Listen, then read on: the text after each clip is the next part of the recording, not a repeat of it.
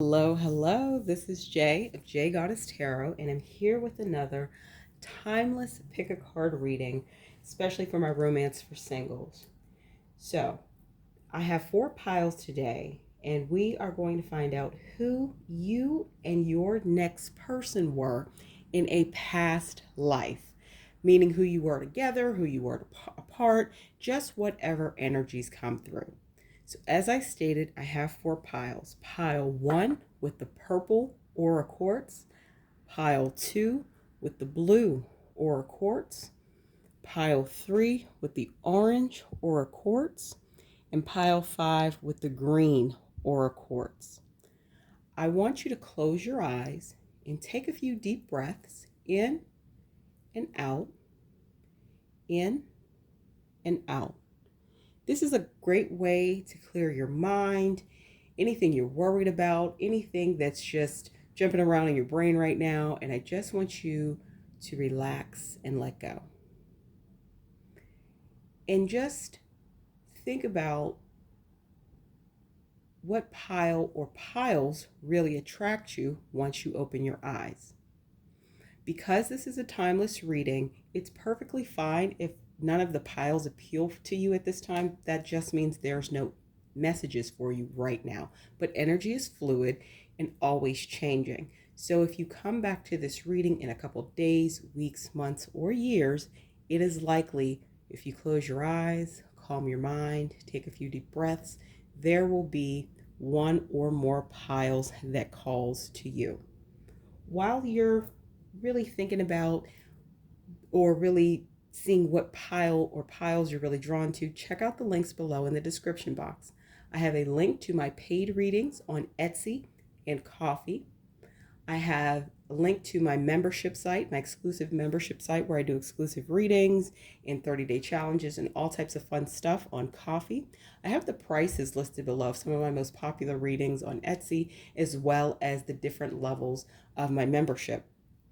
I have links to my social media outlets on Instagram and Tumblr. Follow me on both. And last but not least, I have a link to my Amazon wish list.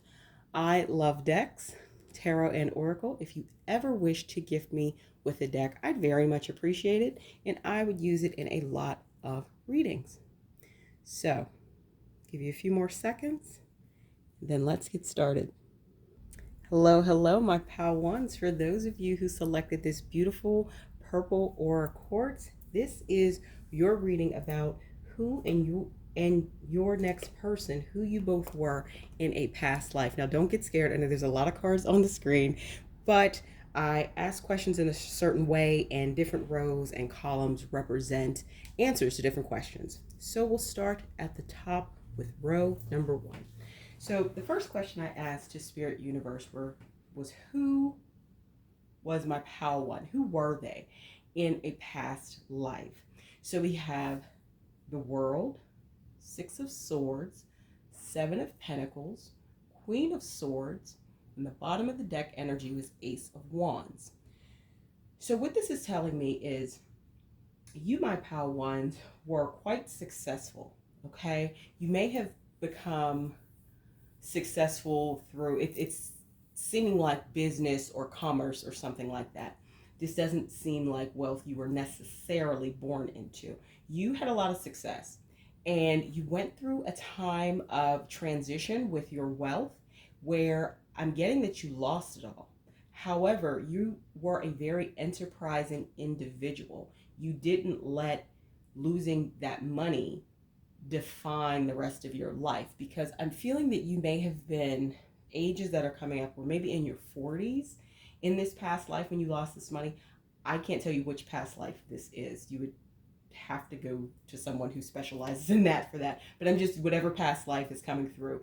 You were someone who lost your money, went through this transition, and you didn't really let it slow you down. Of course, you went through the human emotion of it all, but you didn't let it make you want to give up on life or anything like that, my pal 1s. So you went back to work. You are coming across as quite, I think you are, as well as you were, quite an intelligent person, a person who is able to, you're a big ideas person, and you start working those ideas. You start using that intelligence, and you were able to by the end of whatever past life is coming through, you were able to get back to a point where things were growing and successful. Even if you didn't make it back to the height of where you once were, you were able to still reinvent yourself and come back as something else, or with another business idea, or in another field, let's say.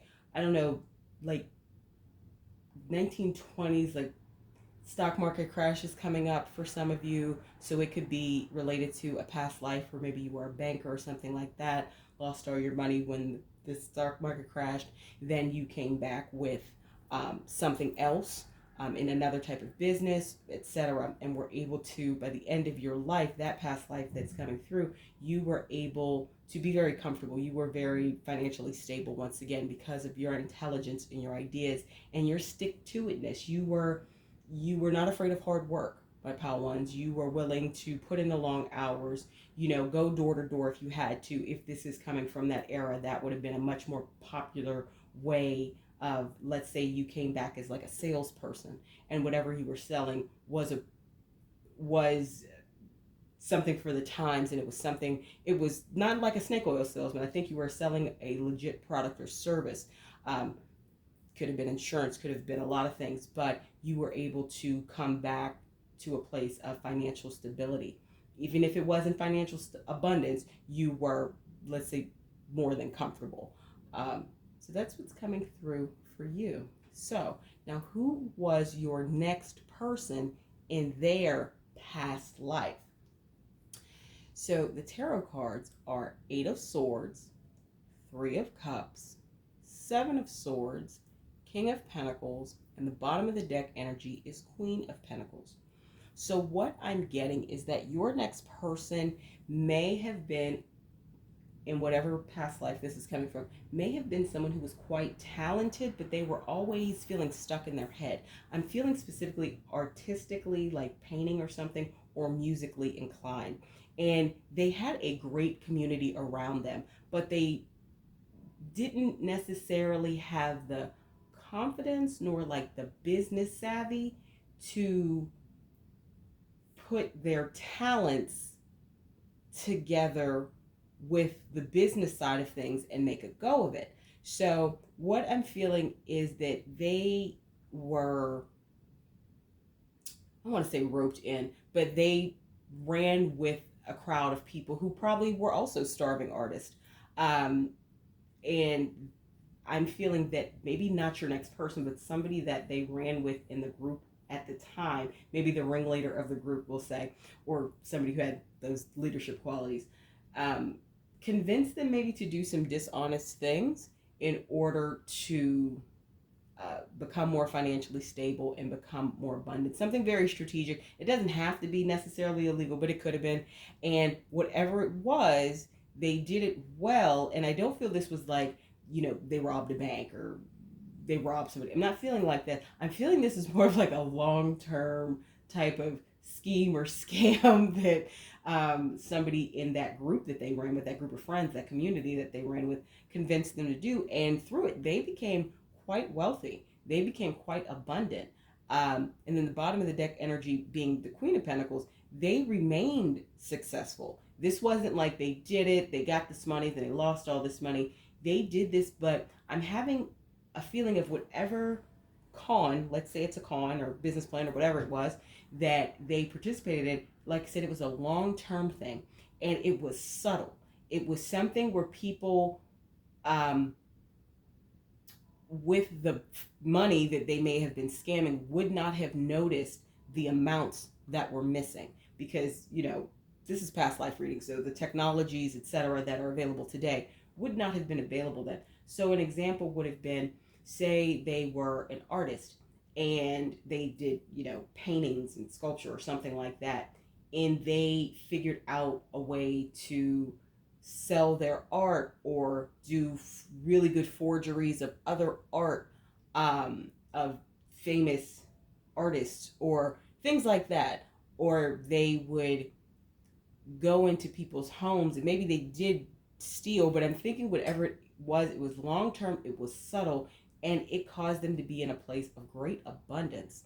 financially. They were very stable, and they were able to keep that money and grow that money. So I feel whatever feelings of not being self-confident and being able to earn money and everything like that, they got through that once they got roped into this. I don't want to say roped into, because I feel they did it voluntarily.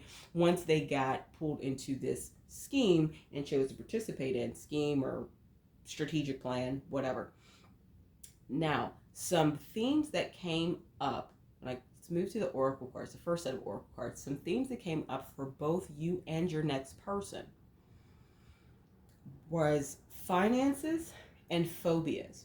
And there may still be, because I'm not getting the energy that you two necessarily cross paths. I may not be even getting information from a past lives where you both would have been in the 3D at the same time, Regardless, I'm feeling that a common theme for both of you themes were finances and phobias. So this is Spirit Universe saying, if you selected this pile and you currently still have any phobias or fears around, especially money seems to be the theme between you and your next person. This is a time when you can take a step back and do the work to release those fears, because it seems like you have had some phobias and fears for a while, and so is your next person. So this may be an area where is a sensitive subject, or something that may be a trigger that causes disagreements between the two of you. This is something for you to be mindful of and do self-work in that area. Now, I'm feeling, like I said, even when you lost the money, my pal ones, in this past life, you didn't let it get you down, but I feel it did leave a residue of fear on you to some extent. And it's worth you exploring now to release any money worries or anxieties or phobias that you have today. Now, the next set of oracle cards I shuffled, I asked, what are some themes outside of the ones I just mentioned that my pal ones can really work on in order to attract the very best, in their next person, attract the very best character. And the oracle cards that came out were specifically self-love and cleanse.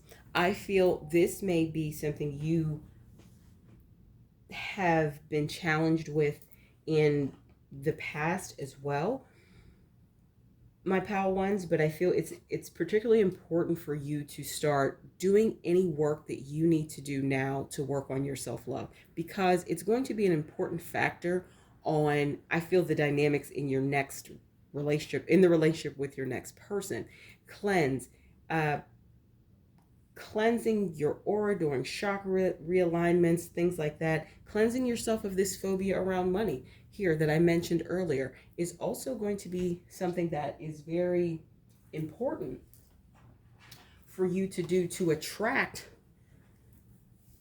the absolute best person for you, my pal ones, in your next relationship, but also for you to be able to be the best contributor in that relationship. Because if you struggle with self-love, it's often that you may have challenges expressing love in a relationship. So that's what those mean. Some other oracle cards that came out that I feel are really important for you to be mindful of is you have a lot of big goals, okay? And I feel, and that's coming through even from your past life. Like you lost that money and you came back. You have a lot of big goals and you want to achieve a lot of things. And so that big goal says career. What does this card say? Career, business, success, claim your place in the world. However, the part of having big goals, and I believe you have achieved quite a bit of success monetarily already in life, or are on the path to do so, very much so, you may get into ego, okay? You may get into ego. So ego, pride, jealousy, self-preservation, walls, let your guard down. You may get in a space where you feel that because of the amount of money you make, it entitles you to maybe not be as emotionally available in a relationship. It may have led to disconnects in relationships in your past. I mean, in this life. Just be mindful that you may have a tendency to get into your ego, especially I'm sensing even from the past life of yourself versus your next person, you may be financially and career driven, and they are coming across in their past life anyway as more artistic, and they more wanted enough money to be comfortable and survive, where I feel they were like a starving artist. You want more than comfortable. You want abundance. You want it all. You want the the mansion on the hill, etc. So just be mindful that in your relationships, all relationships, but especially your romantic relationships, there's nothing wrong with having big goals. There's nothing wrong with setting things outside of your comfort zone that you feel that you could achieve in the right way. But ego really does not benefit in a healthy way a relationship. Now, there's nothing wrong with being proud of yourself, having healthy self-confidence, knowing you've accomplished a lot. That's not what I'm talking about. I feel this may have gotten into a place where you felt you didn't have to contribute as much. And there's something for you to be aware of. If this is a challenge you've had in the past, my pal ones, this is also a great time, along with the self-love and cleansing yourself of any phobias, fears, especially around money. This is another chance. This is also a chance for you to focus on releasing that ego, confronting it, acknowledging it, and then choosing to operate differently. Because remember, we all have free will. So you don't have to be in this space if you don't want to be. It's probably your default behavior, especially when certain things occur, especially if you have been the top earner in relationships. But you can actively choose to change it, but you can only change what you're aware of. So this is also a call for you to do that. Now, the bottom of the deck energy for that deck is hidden path, detour, slow down, explore, go in a new direction. And what I'm feeling that is saying is your next person is going to be someone who I feel has a totally different outlook and drive in life.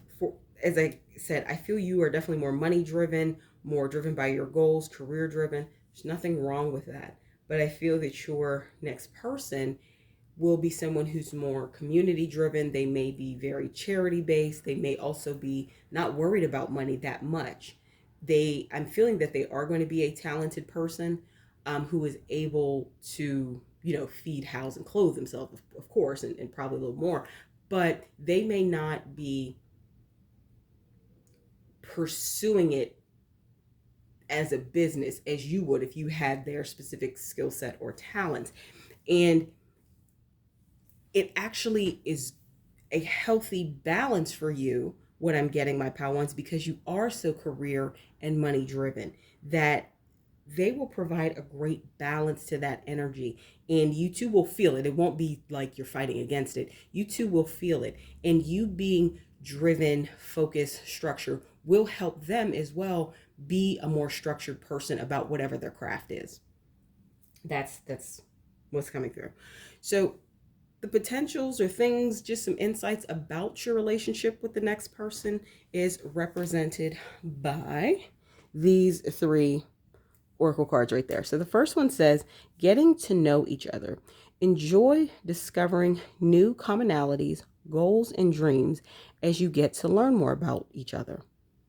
Communication. A conversation is on the horizon. Someone is planning to reach out. Be ready to express yourself. Building a future. This one is a keeper. Your love life is ascending to the next level. And the bottom of the deck energy is reconciliation. Be open to someone returning and wanting to work things out. So what I feel this is saying is you are going to meet your next person, and I feel there's going to be a lot of mutual interest between the two of you. Like, you're going to be interested in knowing them. They're going to be interested in knowing you. And you are being called to not rush with it. With any chemistry you feel or sparks you feel, don't rush it. Take your time, get to know them, allow them to get to know you, understand the perspective one another's coming from, understand what you two wish to kind of achieve or accomplish in life. And communication is going to be a big thing. I feel you two actually can talk to one another very comfortably. I feel that you probably have a more direct form of communication, but it may put some people off, but it doesn't bother them, and they actually like how clear you are, my pal ones. So communication is going to be a big thing, and I feel you two are going to feel with one another. This person would balance me out. This person would make a great other half. This person is a great compliment to me, because I'm feeling they're definitely more of the laid back, artistic, go with the flow, explore the world, money's not important person, and you're more the structured. We have to get this, we have to get the investments, we got to get 401k, we got to put the kids' college fund away. That's what you're coming across, and you two realize what you two can build together. Now, the bottom of the deck energy being reconciliation is really telling me that there may be a time that, and I feel it's more you, my pal one, you two get frustrated with one another. I feel you get more frustrated with them because you may get frustrated, you don't feel, let me rephrase that. You may feel that your next person isn't, quote unquote, now put in air quotes, living up to their potential because they're not as money driven as you are. Like I said, I'm getting that they are artsy. I'm getting that they have, and I don't just mean doodling. I mean, this person is quite talented and may have, and probably, I'm feeling probably has gone to school, post-secondary school to refine whatever their gift is. Painting, drawing, music, and the way they may work, what I'm seeing is, say they do music, they may do work on like a project basis, and they're not really worried about having too many projects at one time. They're worried about having, they know their expenses, their living expenses, and they're focused on having more than that, of course, but not a significant amount more. When you're thinking, oh my goodness, you could set this up differently, you could take on more projects. If they're an artist, they could do large scale projects like city murals and things like that, but they aren't worried about having things scheduled back to back to back to back to back, so things are as consistent as you think they should be. Now, they're no dummy. Please understand that. They are not going hungry or skipping, not paying bills, but they also understand, okay, I'm going to make, just making up numbers, I'm going to make 8,000 on this project. Okay, I know how much I need to live for this, 2-3 months. I can finish this in a month, and then I may, spend 6 weeks kind of being chilled out and relaxing and maybe traveling before I take on my next big project. Like, I feel that is the way they operate, as opposed to you, my pal ones. You'll say, okay, you can make 8,000 on project one. You should already have the next project lined up to almost start a day or two before project one ends. That's just not the way they vibe. And I feel it's going to frustrate you. And as laid back and cool as they are, I feel that they can be quite stubborn with this Pentacles energy, this King of Pentacles and this Queen of Pentacles. They are okay to stand their ground and be comfortable with their lifestyle, because there's nothing wrong with their lifestyle. It's just different than the approach you would take, my pal ones. So it's very important that you are mindful. And if this has happened to you, especially in past relationships, it's definitely important for you to be mindful of this so you can work on that pattern and you two can communicate. I feel there is clear communication here. So if this is something you've done in the past or you feel tempted to do in this relationship, talk to them about it and express your frustration in words. Don't shut down on them. Don't ghost them or just cut them off for a couple weeks. That's not effective communication. Communicate with them. And I feel even if they don't change their approach, they will understand and respect your perspective. All right. Now, the last set of oracle cards is, I asked Spirit Universe just for a little more insight about the connection you're going to have with your next person. And we have new love. A new person has stirred your romantic feelings and chemistry. There's a strong magnetic attraction here. So I said that earlier. I feel you two will be quite attracted to one another. I feel that there's going to be a strong desire to get to know each other as soon as you meet. I don't feel it's going to be like a long dragging your feet type thing. And they're a new love. And this is telling me in the context of this reading that you two likely did not know one another in a past life, or at least not the two past lives that were coming through in this reading. So, but they're going to be a new love, definitely in this lifetime. And you're going to, I feel, kind of click right away and want to know each other, want to talk and find out more about them. And you're kind of fascinated by their approach to life and the way they live. And the bottom of the deck energy is give your relationship a chance, work on your partnership. I feel that goes back to the reconciliation, which was the bottom of the deck energy for this deck. You, I feel, are going to have times where you just want to give up, want to just say, screw it, we're not compatible. And that's not the case. What is really going to occur, I feel, my pal ones, is that they're not going to do exactly what you want them to do. And because I feel you've operated in ego in the past, as well as in this relationship, you're operating in a bit of ego, you may just want to chuck it all because you think that's the solution because they're not doing what you want them to do. That doesn't mean they're doing the wrong thing. Check your ego. It means they're not doing what you want them to do. So you need to become more self-aware. So when those feelings occur or rise up within you, now this is not telling anyone about staying in a toxic situation. That's not what I think this is. I feel that you want them to do things a certain way. They're not doing them your way, and you get frustrated and you just want to say screw it, and move on from the relationship. But this relationship seems to have a lot of potential. And I feel you two complement each other well. You need someone, it's coming through, to kind of calm you down, where they need someone to more so put the fire under their butt, to be more, ambitious. They're not as ambitious and career driven as you. Once again, that doesn't mean they are lazy or not intelligent. That just means they value different things in life. And you two do balance one another well. And as you know, when you're around a person long enough, their stuff and traits start to rub off on you, especially when you enjoy being around them. And I feel you two enjoy being around one another overall. I just feel this particular area is a particular bone of contention between the two of you. So these are the messages that came through for you, my pal ones, about who you were in a past life, who your next person was in a past life. Please like, comment, share, subscribe, hit the bell notification so you know when I post new content. Also, check out the links below in the description box where you'll see a link to my paid readings on Etsy, a link to my paid readings also on Ko-fi, link to my membership levels on Ko-fi. I have some exclusive membership tiers where I publish exclusive content, have 30-day challenges, all types of fun stuff. Definitely join. I have links to my social media outlets on Instagram and Tumblr. Follow me on both. And finally, I have a link to my Amazon wish list. If you ever would like to gift me with a deck, I'd very much appreciate it and would use it in a lot of readings. Feel free to pick another pile if you feel called to do so. If not, this is where I leave you for today. Thank you for letting me read for you, and I look forward to seeing you in my next video. Hello, my pal twos. For those of you who selected this lovely blue aura quartz, this is your reading about who you were in a past life, who your next person was in a past life. They may not be the same timelines. It just depends on whichever one comes through. Some insights about maybe some themes from your past lives, some insights about the things you need to work on now or focus on now. So when you two come together, the connection will be great. Just any messages that came through. And we will start with the tarot cards.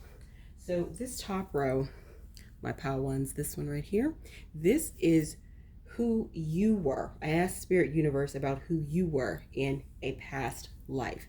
So the past life that came through, you were a strong, and I'm getting like really well-respected leader of some type, my pal twos. And you seem to have success in a lot of areas except love. You had a lot of abundance. You had a lot of fun. I'm seeing like parties. I'm seeing like military uniforms. So this is past lives, a past life like timeline is coming through, maybe like 1800s through mid 1900s, something like that.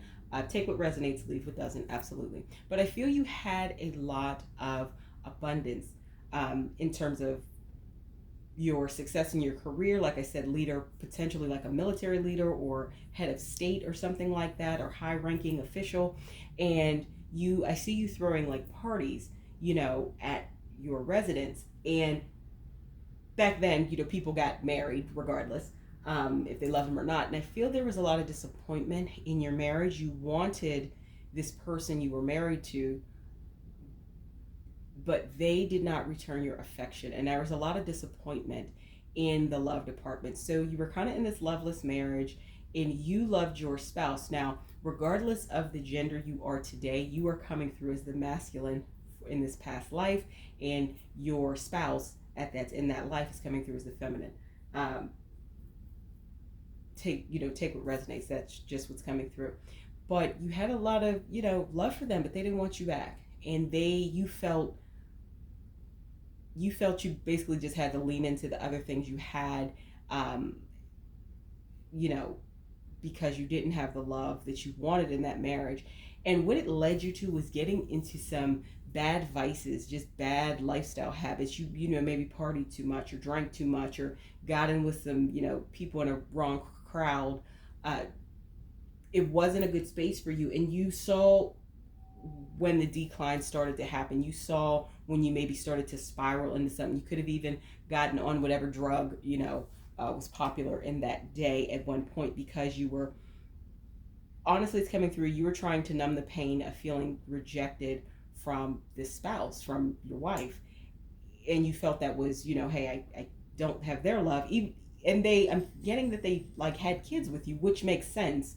Back then, things were very different in different eras, especially for people who were successful. Certain expectations, even if she didn't love you, even if she didn't like you, she would be expected to have children for you. And I feel that you had children in this life, and you loved your children, and you were probably more engaged with parenting than most men were of that era. Like I said, you're coming through in this past life as the masculine. Once you realized you were getting into really negative lifestyle habits or pattern, it could have caused you to start slipping on this great job and this great position. You knew it was time to transition and cut a lot of that stuff out, and you made that choice. So the end of what I'm seeing, the bottom of the deck energy for whatever past life is coming through, my pal twos, has to do with you making those changes in your life, maybe changing your acquaintances, changing your associations, not having as many parties, not going places that you knew would lead you, keep you in that lifestyle of potentially addiction or just hard living. Okay? Now, your next person, this row is them. Your next person had a little bit of a different experience. So let's start with the tarot. We have 4 of Swords, 9 of Wands, 7 of Swords, Justice, and the bottom of the deck energy is Ace of Cups.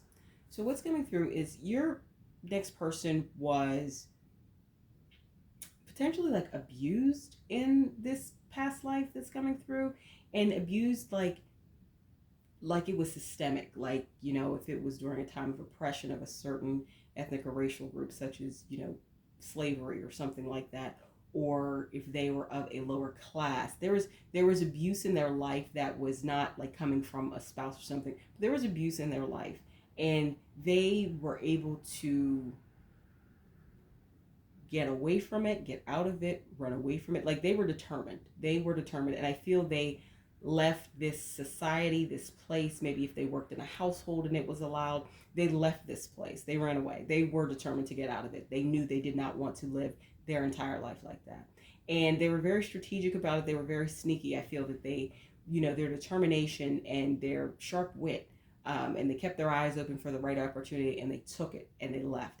And I'm feeling, that, karma, justice was served.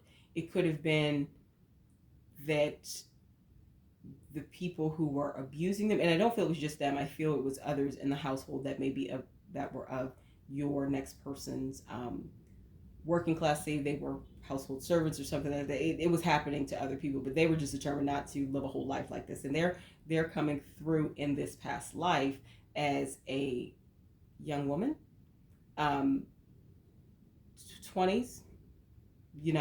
late teens and 20s. they're coming through as that energy.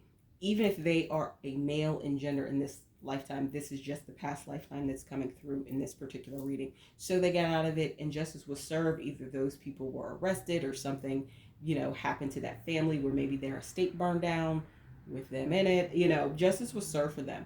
And by the end of their life, after they really worked on their healing because they knew that what they had experienced, had left a lot of scars physically and emotionally. So they really worked on their healing from it. Probably were very,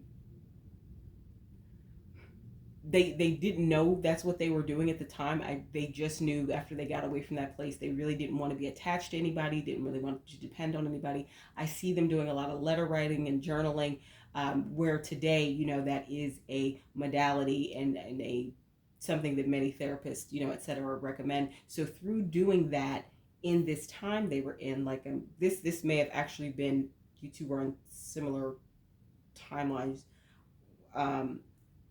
is, like I said, like I'm thinking more 1800s for them, wherever they were and this was happening. They did a lot of things to actually work on their healing. They didn't realize that's what it was at the time, but I see them doing a lot of writing. And I feel justice was also served by their writings may have become something, may have turned into a book, may have turned to like a book of essays or something like that. And by the end of their life, I see that they have found, new love, new connection, and were able to live the rest of that life very happy with someone, with a spouse. Now, some common themes that came up for the two of you in your past lives that you had were authority figures and unrequited love. So you, my pal ones, seems like you had a position of authority in this past life that's coming through. They had an issue with people abusing the authority that they had over them in the past life that's coming through for your next person. And then unrequited love. As I was talking about earlier, I feel you, my pal ones, had a spouse, specifically a wife, who just was very cold and didn't love you. I feel that they loved somebody else. I don't think they were just a cold person, and they were just bitter that they couldn't end up with that person. I feel this may have been a marriage that was, arranged, and in that lifetime is coming through. Your wife's father, of course, was looking for his leg up, so then he married off his daughter, whom you wanted. You desired her, she just didn't desire you. So there was unrequited love there. And then your next person, I feel part of what happened was they may have fallen in love with, somebody from a different class, like an upper class from the household they served in or whatever, who use that against them. You know what I mean? They would take advantage of them and then manipulate them afterwards. So there was definitely unrequited love, I feel, for the both of you in these past lifetimes. These may be themes that you both still are challenged with today. So this is a call from Spirit Universe for you to take a step back and reflect. Have you been in situations in your current life, your current 3D reality, where you have loved someone and they haven't returned it, or you've desire to be with someone but they haven't returned it? And then also authority figures. Have you been challenged with, you don't like authority, you don't like people telling you what to do? These may be areas that you want to do some healing around. There are professionals far more gifted than myself who actually specialize in, past lives and things like that. And if you're very interested in it, it may be worth going to one of these professionals to heal some of your past lives, and work through some of those themes.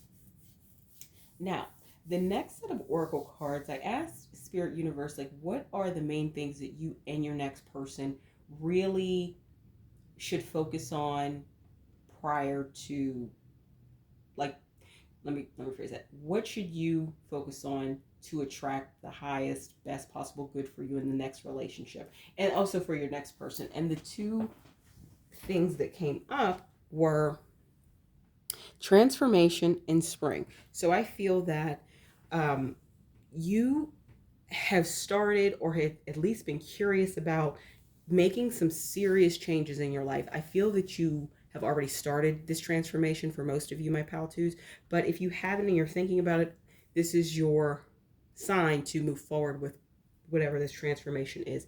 And it's going to be very similar to that Six of Swords energy from the past life that came through for you. You are going to be in a place, and I think you're at that place. If you haven't started doing it yet, you're at the place where you're mentally ready to do it, to start really assessing the people around you, really assessing the activities that you engage in.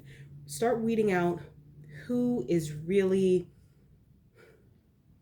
a friend, who is not, who is really encouraging you in the right direction, who is not, who seems to try to pull you back. They disguise insults as snide compliments and backhand remarks. They try to sabotage you, or just activities that aren't fruitful and aren't the best use of your time. Like, this is the time for you to start assessing that and letting those things go, or distancing yourself in some way from those relationships or what have you, or start engaging in activities and networking with people who are in alignment with the things that you want to achieve, accomplish, etc. Spring. I feel this speaks of your transformation, as well as when you may potentially meet your next person. I feel spring is significant. I feel you will start your transformation or be going through a significant portion, maybe a really tough patch in your transformation during the spring season, whenever that is from when you watch this. And the bottom of the deck energy is romance and sex. And that's what it really, one of the areas you may need to heal from, especially with unrequited love. If you've experienced it before, you have some relearnings or new learnings to do, old wounds, old things to release, process through and release. Nothing wrong with doing that through journaling, meditation, being in nature, but also employing the services of a licensed mental health professional if you feel called to do so, because they are trained to help people process and do things from a different lens. Now, bottom of the deck energy for that deck is romance and sex. Like I said, stuff for you to heal from, stuff for you to relearn, but I think every person's going to be different depending on where you are in your transformation process. If you cross paths with your next person in the spring of the upcoming spring of whenever you watch this, you may be meeting your next person at that time, and you may engage in a romantic relationship where sex is also involved. The biggest thing that's coming through is make sure that you are emotionally ready to be a part of something like that, and you're not just rushing into something or allowing the chemistry to do too much heavy lifting. Okay, that's coming through. Next set of oracle cards is about just some insights around the connection you'll have with your next person, some things that would be useful to know, consider, etc. So those are these three cards right here. We have clarity. Someone finally sees the answer that was always right in front of their eyes. The vision is clear, therefore what is to come shall be clear too. Playfulness. Playtime is essential for relationships. Have a little fun recapturing romance with your partner. Slow down. Just because we want something so bad doesn't mean we have to rush into it. Take a moment to talk with your partner or self to reflect on what is best. So, and I feel this especially has to do with the spring timing. If you are in your transformation and spring is upcoming very soon, from whenever you watch this reading, Spirit is saying it is best for you to slow down, okay?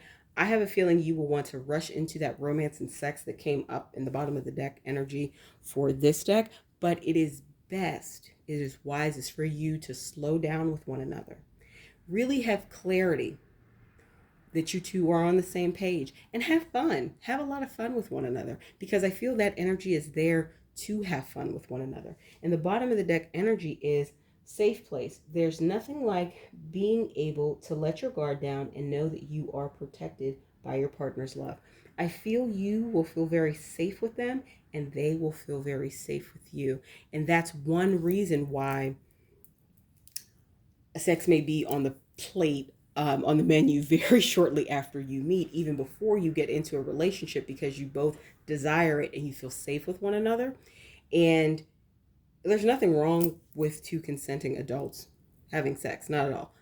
The point is, for the type of relationship that you want, that longevity, it would be for your highest good as well as theirs to slow down, really get clear that you guys are on the same page, have fun together. Because what's coming through is energy is one of the reasons that you may rush into sex with this next person, not rush them. That's not what I mean, not pressure them. Rush into it, meaning you two will both want it very quickly. And I feel that you will be admittable to that and want to do it quickly, because it may be this fear, if you, especially if you've had unrequited love situations in your current life where you've wanted somebody, they haven't wanted you, or they acted like they wanted you but didn't really honor you in the relationship, and kind of you felt used. You want your part of what's driving this desire to rush into a sexual relationship is fear that, oh, I want to hurry up and have sex with them because they may not like me anymore. And that is really, you're being called, if that resonates with you, you are being called to work on your healing around that.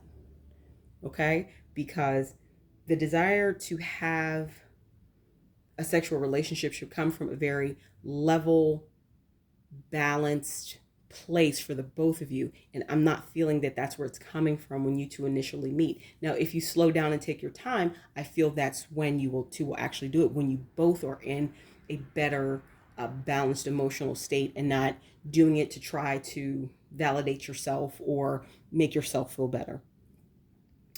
Some oracle cards that came out around what things could look like, what the dynamic could look like, were separation, no contact, dreams, nightmares, focus on your unhappiness, and fresh start. New opportunity, release the past. This is your second chance. And the bottom of the deck energy is self-worth. Values, self-esteem, confidence. Be empowered by valuing yourself.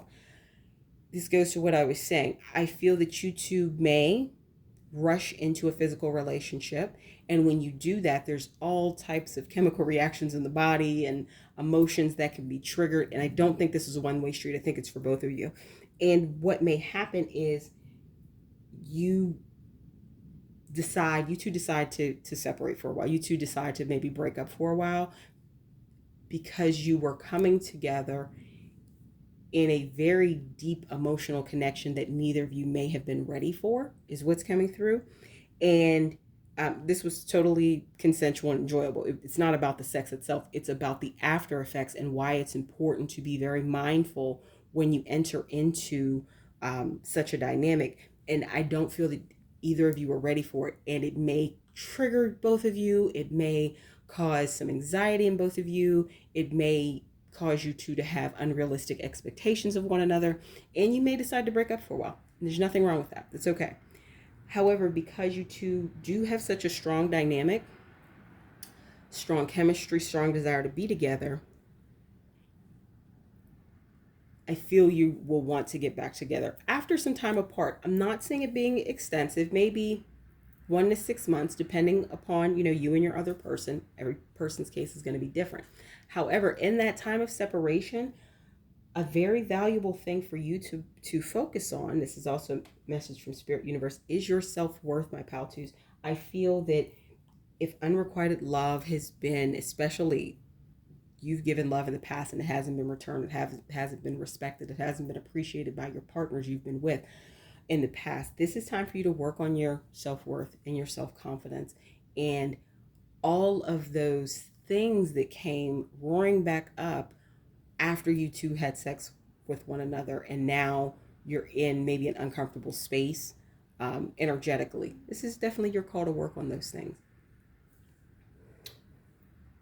Now let's see, the next set of oracle cards, the last set, just about other themes that maybe have a role in your connection with your next person. Love yourself first. Your self-respect makes you more romantically attractive. And healing family issues. Your love life benefits as you forgive your parents. So, and then the bottom of the deck energy is free yourself. It's time to take back control of your life. Once again, this is going back to, working on that self-love, working on that self-worth. The healing family issues may be you, my pal twos, but I'm getting more of the energy that is something your next person during the time of separation, that's something they need to focus more heavily on. What's coming through for you, and some for you, take what resonates. For you specifically, coming through strongly is your self-worth, your self-love, your feeling valued. There are different ways to work on that. Hiring a coach, hiring a licensed mental health professional, journaling, like I said, spending time in nature, doing affirmations is coming up strongly as something to convey to you. Using affirmations effectively as a part of an overall program, not exclusively, just want to be clear there, would be all things that help you work on yourself, because I feel you've done a lot in your transformation, but you may meet them before you're through some of the heavy lifting of the transformation, and you two will have a desire to be together and probably be a bit impatient and not want to wait. So I feel to maybe minimize some of the effects of this, it may be good to stay friends when you first meet them, especially if you are just starting your transformation or going through a very rough patch in it, because you still have not come to the optimal place with self-worth and self-love, I believe, when you first meet them. And these aren't apparent issues specifically in the context of relationships. This is not overall. This is specifically in the context of relationships. I feel that you really have a lot of insecurities and self-doubts and, self-esteem issues, etc., and things like that. But those can be overcome, and taking your time, going slowly, and working on these areas, I feel will net you a very healthy, positive relationship in the end with your next person, where you two are going to feel very supportive and consistently feel safe and covered. So this is what came through for you, my pal twos. Please like, comment, share, subscribe, and hit the bell notification so you know when I post new content. Also, check out the links below in the description box. I have a link to my paid readings on Etsy and Ko-fi. I have a link to my different membership levels on Ko-fi, where I have exclusive content that I post. Of course, different things are available for different levels. I have exclusive pick-a-card readings, 30-day challenges, all types of fun articles. Really great over there, my High Five tribe. Definitely come join. I have links to my social media outlets on Instagram and Tumblr. Follow me on both. And finally, I have a link to my Amazon wish list. If you ever wish to gift me with a deck, I'd very much appreciate it, and I'd use it in a lot of pick-a-card readings. Feel free to pick another pile if you feel called to do so. If not, and this is where I leave you for today, thank you for letting me read for you, and I look forward to seeing you in my next video. Hello, hello, my pal threes. For those of you who selected this beautiful orange aura quartz, this is your reading about who you were in a past life and who your next person was in a past life. Now, I shuffled a mix of oracle and tarot cards to bring through whatever messages I could about who you two were. These may not be from the same timelines. Things you may have gone through, insights for your relationship before you get into your next relationship, and insights about that next relationship, all types of good things. So let's get started. So this first row right here, my pal ones, this is who you were in a past life. So the past life that's coming through for me. So we have the Empress, Four of Cups, Page of Pentacles, the World, and the bottom of the deck energy is the Fool.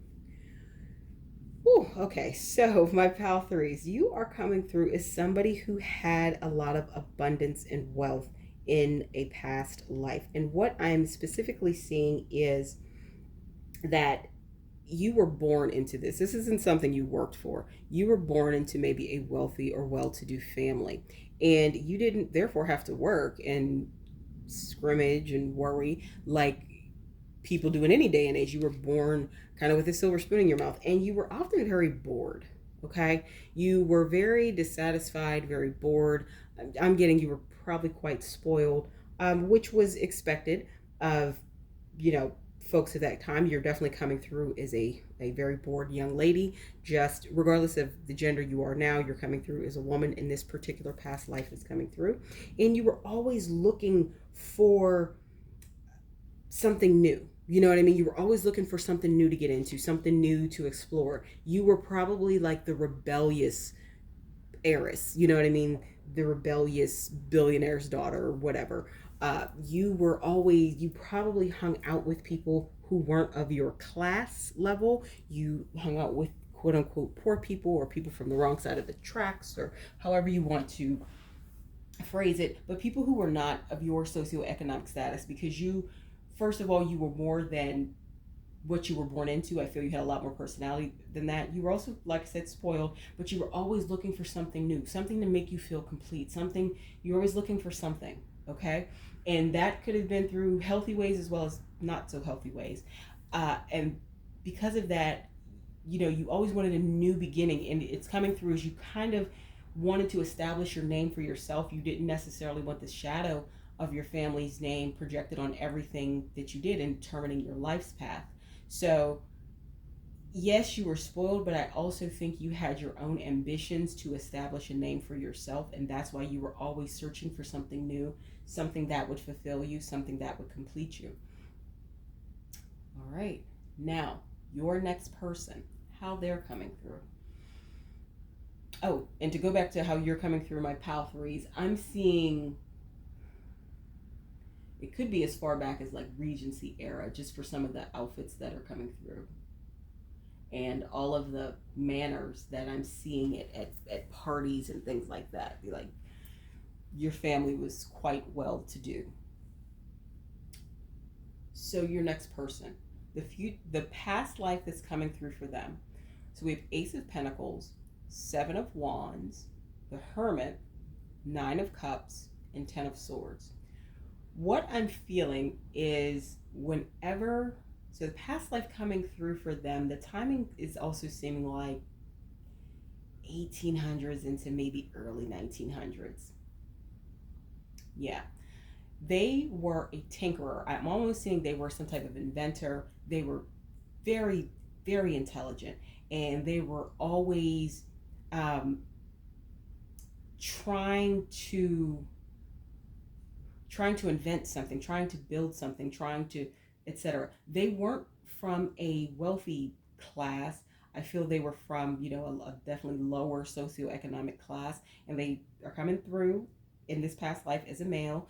They have a family, and they are able to support their family by selling their different inventions and maybe working for, the powerful families of the day, doing certain things. But I feel they have a stubbornness about them to not let, somebody with a lot more money than them steal, from them, or try to force them into a position that they don't want to be in. So for instance, I see them being this, like, people know they're smart and capable and, can create great things. But I see that maybe they got an offer from one of these very well-to-do, families who ran corporations, etc. The way things were done then, and they wouldn't have taken a full-time job. Like, and the reason that it was offered to them, it was sold to them or advertised to them like, hey, you can provide more stability for your family, XYZ. Yes, but they understood the other side of that is anything that they invented while in the employment of that employer, not just doing like projects and piecework, it became the property and the ownership of the employer. And that's not what they wanted. They understood the game that the people with money were trying to play with them. They are, like I said, they're very intelligent. They're a very humble and low-key person. But they were not deceived. They were not deceived by the money being offered. They understood what it meant. And they're the type of person that they're coming through as somebody who was always tinkering, always like in their workshop. I'm feeling that they had wife and children who, they did enough and worked for these powerful families or people of industry at that time to a point where they were able to support their family. But I'm feeling that their wife wanted more, and their wife knew they could have more, but they didn't really want to sell out in order to have more. Like, so I'm signing my life away that anything I tinker and invent, is going to belong to XYZ Corporation. Like, they didn't want to do that. So there was some, resentment from their wife toward them because, she is coming from the perspective, we could have more. Now, like I said, they were not in the streets and they were not hungry per se. They may have missed meals here and there, if they, your next person in this past life, they didn't take on, whatever projects or enough projects. But their tinkering and their building was almost like a compulsion. Like it's something that if they would have taken a job with one of these big corporations or big families, they wouldn't have been able to just stop doing. Tinkering was an integral part of how they worked things out. It was an integral part of how their brain worked, how they needed to actually put thoughts into action and try to build and things. And they came out with some really great things in terms of projects, because I'm saying that these, powerful families or powerful, heads of companies would come to them and say, hey, I'm having a problem with XYZ process, or, this in my widget factory.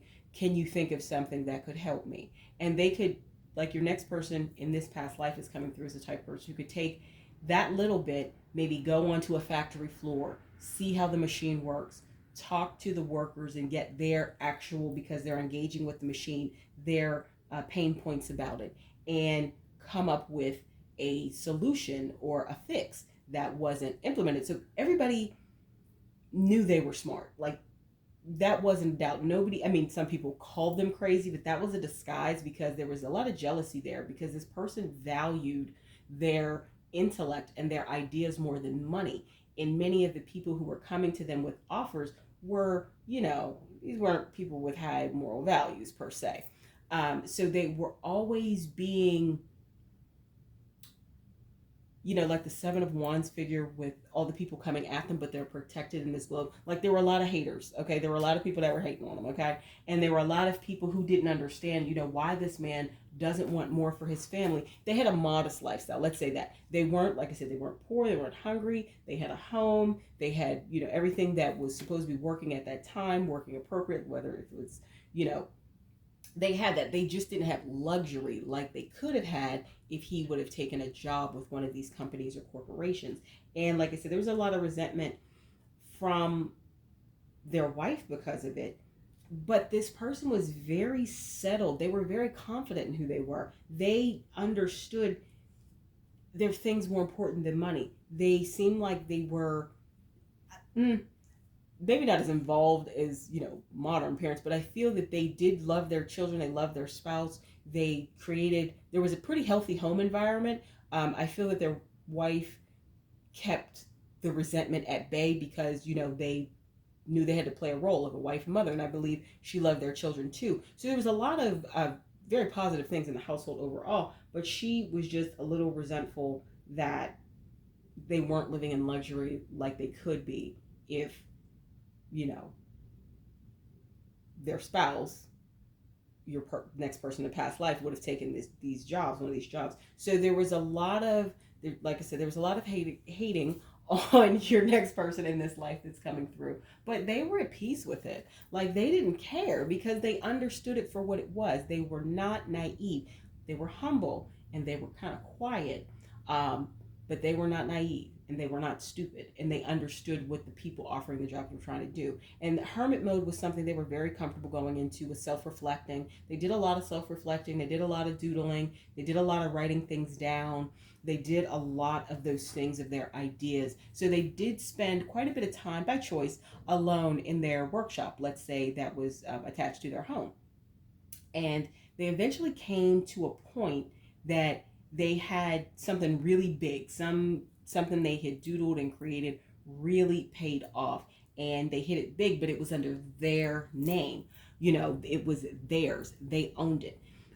But when this happened, come to find out, what's coming through is that, their wife had betrayed them, had backstabbed them. And that could be a multitude of ways. She could have cheated on him with somebody from one of these big, powerful, families or companies that had been, who her husband had worked with many times, doing project work. It could be she sold some of his stuff or stole some of his stuff for a certain amount of money for these people. But there was some backstabbing that went on after he achieved this success. And it's coming through more from that, from that perspective than anything else. So now on to some themes that may be, between both of your past lives. So we have transportation and baby. You being from this wealthy family and having the means in the past life that's coming through right now, Pal 3, you could have traveled to do a lot of your, gallivanting and hanging out with different people and different groups that weren't on in your socioeconomic status. So I feel that you may have traveled. You may have, like I said, been a bit of a rebel, because I feel for whatever time period that's coming through, it could be, like I said, as far back as Regency. It doesn't have to be. Ladies didn't travel alone per se. Ladies didn't do that. Girls were groomed to be wives, period. You wanted more than that in your life. And so you would do things like maybe dress up as a man, in disguise, so you could, hop trains and do that and not have any troubles. And you weren't stupid. You were quite good at it, and you knew how to get to where you wanted to get to, and or sneak out from the family estate. I feel that's coming through for you. Now, the transportation for your next person, what's coming through, they may have traveled to different places to do project work for these powerful families, and stuff like that, in companies. And baby, I definitely saw your next person in their past life that they had children, they had a family. And I see maybe that's what you did. Maybe you did something a little bit scandalous for your time and had a baby. But if you did, which definitely makes sense with the Empress, you would have had to have given it away. Okay? To, like, what I see it, and it's not that you didn't want to raise it. Your family wouldn't allow you to keep it because it would have made them look bad that you had this baby out of wedlock. You would have never been able to get a husband. So I'm feeling that's another thing that could have happened in this past life that's coming through for you, my Pal 3s. You may have had a baby, and if you had it, you had to give it away. They didn't, I don't see them doing anything heinous to the child. I see them actually giving it to, not an orphanage, like a poor family that lives near the property that maybe, does work. You know what I mean? Does work on the grounds or something. They maybe have given it to that family, and they're going to give that family money as well. It's not that just they gave them the baby and left it. They give them money as well to support it. So that may be another reason why I see you constantly trying to leave the family estate. You see your own child growing up out of your reach, and you get to see the child and you engage with them, but your family has warned you to keep that very limited, because you don't want to be seen as society as forming this attachment to somebody of a lower class child, because they're still palming it off as, they're still, covering up the scandal, air quotes, of you having this child. So those could be two things that are things from your past lives for both of you that may still impact you today. You may like to travel a lot, have wanderlust. You may travel a lot for work. There may be travel very heavily involved in your life. And the topic of children may be something that you go back and forth on. You may have children. You may want children, but then don't want them. So there may be some signs in your current life about things, especially around these two topics. Now, when I asked, Spirit Universe to provide some insights about what you can do to really be at a place where you can attract what's for your highest good in your next person, these are the messages that came out. Hidden truth, love letter, and holding back is the bottom of the deck energy. What this is telling me, my Pal 3s, is that your next romantic partner is somebody that's already in your life. What I'm getting specifically goes one of two ways, and it could be either one. You have a hidden desire to be with somebody who's currently a friend, but you want it to be more, or they have a hidden desire for you, and they want your relationship to be more than friendship. Okay? Now, the reason that you two, whichever person is desirous of the other person in a romantic capacity, whether it's you or your next person, the reason that there's this holding back could be for a multitude of reasons. It could be because either of you are currently in a relationship with other people. Either of you or both of you are in relationships with other people. Or it could be fear of ruining a friendship, because sometimes going from friends to lovers, if that doesn't work out, then the friendship's over as well. So there could be a lot of different reasons, and everybody's situation is different, why you or them, whomever desires the other person, is holding back. I feel whoever is lusting after the other person, whether it's you or your next person, somebody has written love letters. Somebody has written them and of course never given them to them, and they hide them or they tear them up afterward. But somebody has spent time really articulating their thoughts and writing them down in love letters. But whomever this is, whether it's you or your next person, I feel you already know this person and they are a friend of yours. They are a friend or a common acquaintance, somebody you see very often when you do, social activities. For some, it could even be a coworker. That could be another reason that this energy is being held back. If your next person is lusting after you and they're a coworker, that would be another possibility why they're holding back. But whatever the scenario is, I feel you know this person and you know them pretty well. Now, when I asked a different deck, when I asked Spirit in a different deck about like what are some insights about your relationship with this next person, like what would be useful to understand, to know, etc. These are the things that came out. So we have harvest. You planted the seed that the universe gave you. Due to your patience and growth, you are now able to enjoy the fruits of your labor. Freedom. When we can be our truest selves, we are then able to freely love. Love language. Learning and understanding each other's love languages are essential to meet each other's emotional needs. And the bottom of the deck energy is have faith. Trust and believe that the love is here to stay this time around. Don't let fear or doubt interfere. Trust the divine. So what I'm getting is that you and your next person are going to have a pretty fruitful relationship. Like, I feel that you will have a comfort with one another. You'll be able to be yourself in the relationship, especially if that's something you've been challenged to do in the past. You felt you've had to hide parts of yourself or tone parts of yourself down because of, the comfort of the other person. I feel you would be able to be yourself. I feel that they will give you a lot of also just confidence to do things. And really when you suggest things and say, hey, babe, why don't we do this? Or I was thinking about this. I feel there's going to be encouragement there, maybe where there hasn't been in the past. And then harvest. If you have been patient and not rushing into connections with people in your dating life lately, really working on areas within yourself that you are aware of need to be healed or whatever, you are going to reap a harvest with this next person. You have taken your time. You have really, even if times when you've wanted to give up and just, go the easy route, you haven't done that. So you're going to have a lot of harvest and fruitfulness with this next person.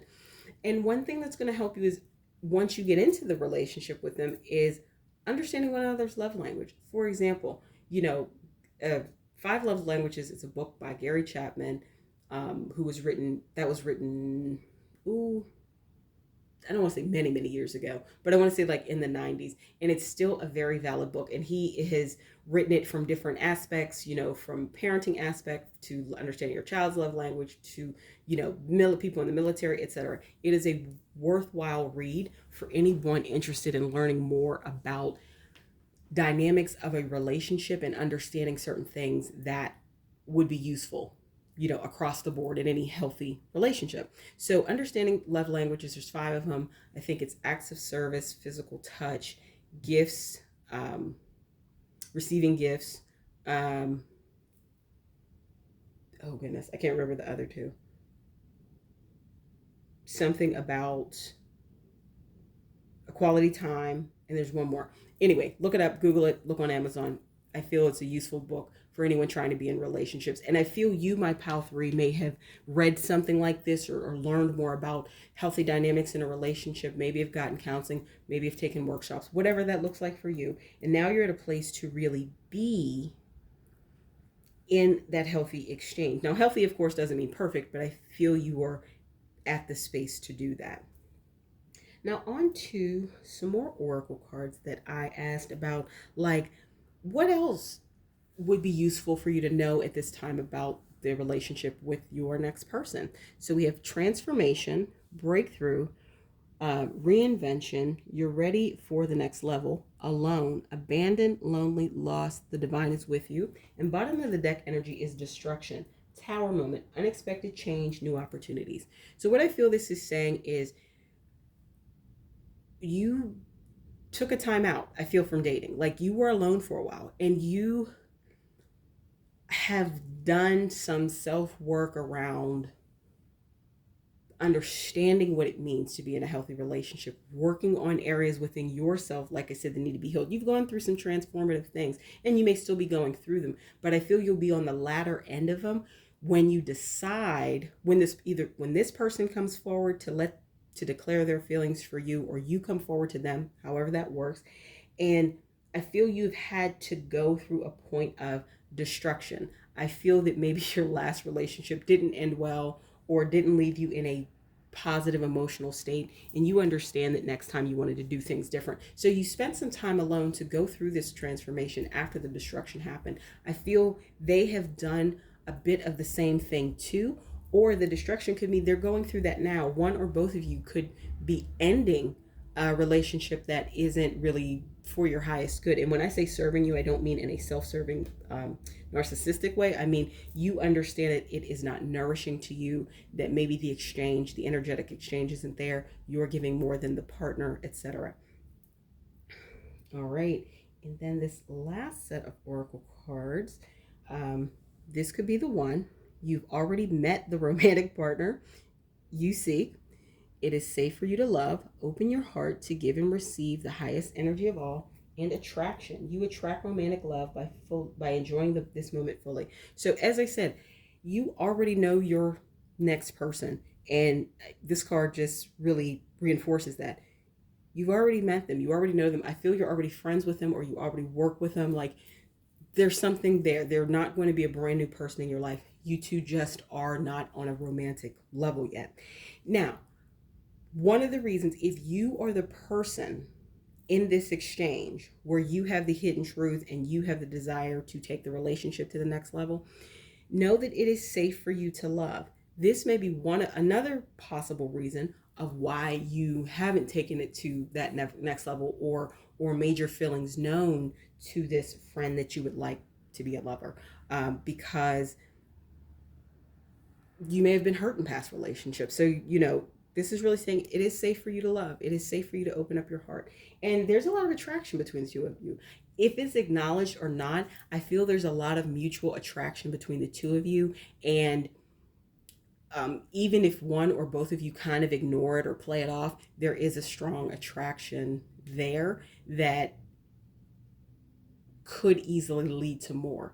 But somebody is not expressing their feelings in that capacity, and that's why it hasn't.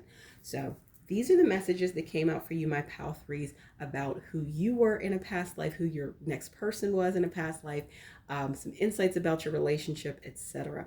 Please like, comment, share, subscribe, and hit the bell notification so you know when I post new content. Also, check out the links in the description box below. I have a link to my paid readings on Etsy as well as on Ko-fi. I have a link to my different membership levels, paid membership levels on Ko-fi, where I publish exclusive content found nowhere else on the internet, really fun challenges, exclusive pick-a-card readings, great articles, etc. Definitely sign up, a High Vibe Tribe over there. Also have the links to my social media outlets on Instagram and Tumblr. Follow me on both. And lastly, I have a link to my Amazon wish list. If you'd ever wish to gift me with a deck, I'd very much appreciate it, and I'd be able to use it in a lot of pick-a-cards. Feel free to pick another card if you feel called to do so. If not, and this is where I leave you for now. Thank you for letting me read for you today, and I look forward to seeing you in my next video. Hello, my Pal 4s. For those of you who selected this beautiful green aura quartz, this beautiful green crystal, this is your reading about who you were in a past life and who your next person was in a past life. Some insights about the connection, insights about areas within yourself that you can have greater awareness of, and so much more. So let's get started. This first row is you, who you were in a past life. So we have 2 of Swords, Knight of Wands, 4 of Wands, Knight of Cups, and the Magician. Bottom of the deck energy was the Magician.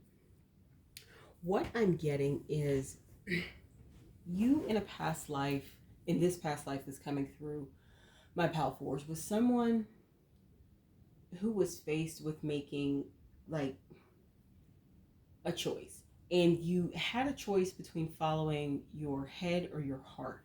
And it's almost coming through that you maybe followed your head, okay, because it was just economically more reasonable, I'm thinking. This is coming through as a past life that's likely a little further back.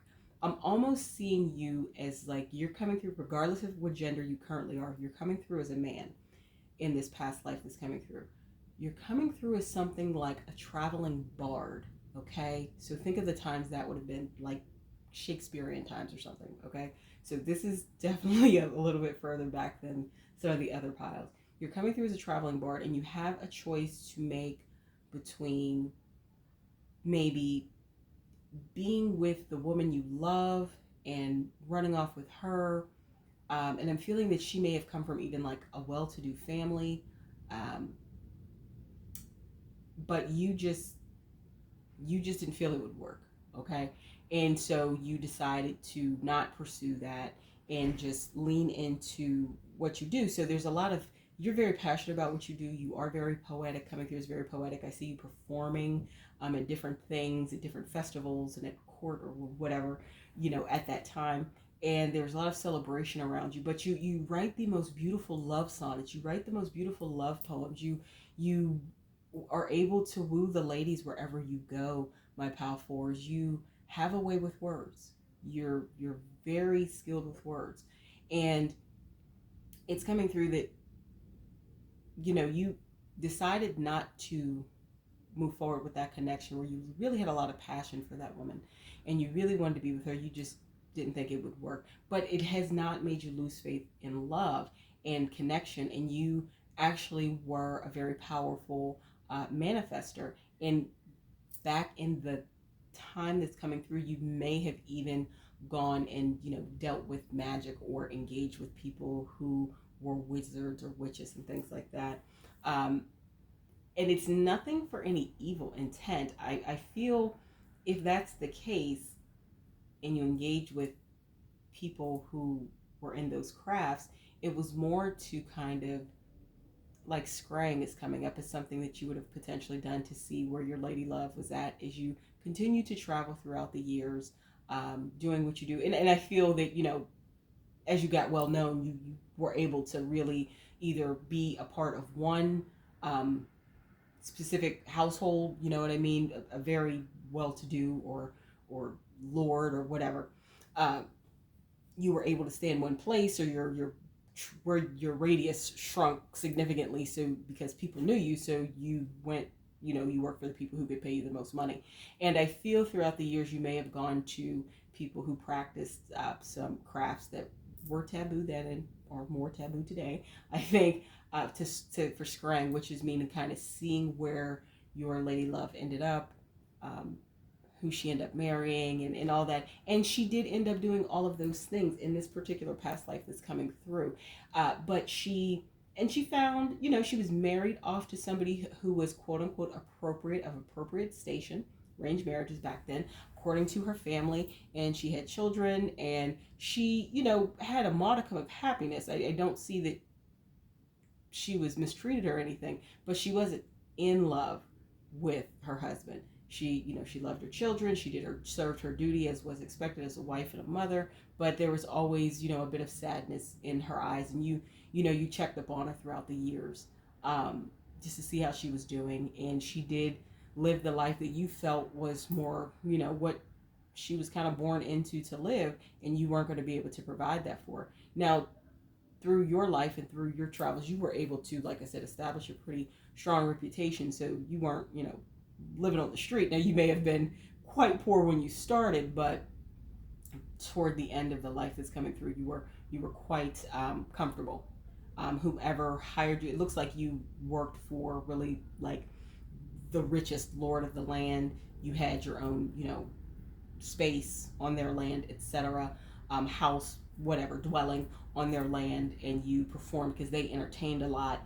So they were a well-to-do person, and by the end of your life, you were able to do those things, and you maybe even went to, a lot of the, aside from performing, a lot of the well-to-do, rich lordlings from different manors, they would come to you to ask you to write love poems and sonnets. So you also made quite income, and the lord of the manor wasn't like, they knew what was going on. They didn't begrudge you for it. They're like, hey, do what you do. Now you, of course, I feel, had to pay maybe some rents, but it's not coming through as anything that was meant to be punitive. But you also were known for that as well. As you're performing, you were known for your way with words and able to woo women with your words. So you had a lot of people come from miles around, and when kings would come and royalty would come to the Lord's Manor, where you was your home, as you got older, and didn't travel as much, you didn't have to. They would even ask you to do these things, and they would pay. They knew it wasn't free, so you were at a much more established position, and would have probably been able to provide the woman that you decided to walk away from in this past life. But through the years, you checked on her, and you saw that she also was thinking about you, from more than from time to time. She always wondered what happened, where you ended up, and your reputation was pretty. You were pretty well known for what you did. I'm tearing up here. This is quite beautiful, and so she knew you had become a success in your craft, and she heard about you. When people would come through wherever she lived with her husband and her family. And it seems in some part of this, toward the end of you all's lives now, back then people didn't live to be old like they are today. So I would say as you got older, so 40s per se, somebody reached out to the other one, and it feels like she reached out to you. She wrote you a letter, and she had somebody from her household who she knew was going to the household where you resided, the Lord's Manor where you resided, deliver you a letter. So I think there was one or two more communications between the two of you years later.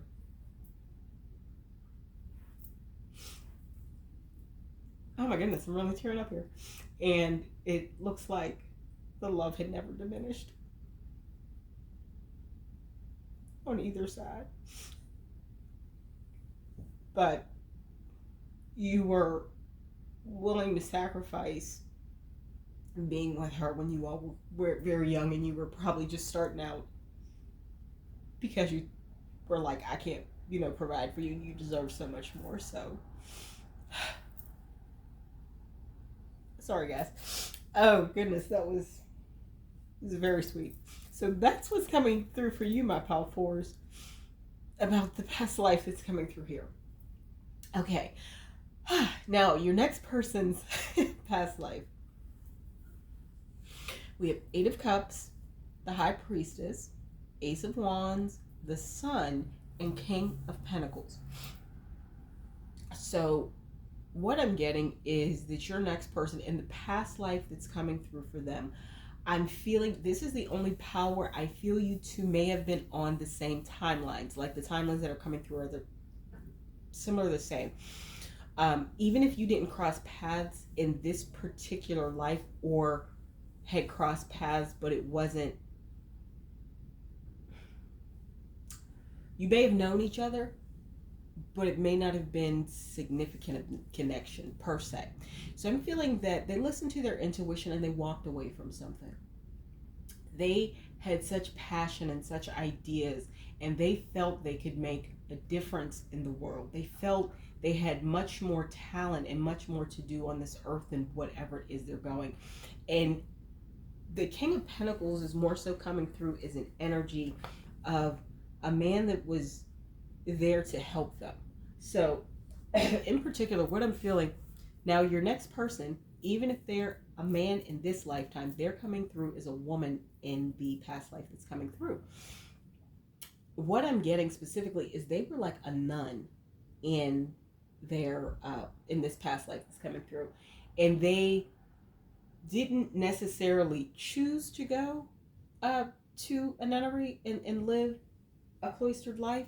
It was something more that their family decided when they were young, and I feel this could have been because of socioeconomic status. Like, I feel they came from maybe a lower class or background, and they felt the best way to keep um, their child, your next person in the past life, safe, and maybe to have some, structure more than they could provide, was to send them to a nunnery. And this is something that I feel that may have been done when they were a small child or a baby, at a very young age. So they may have grown up in a very cloistered life, in a cloistered atmosphere where that was a little more common. That was probably quite common then.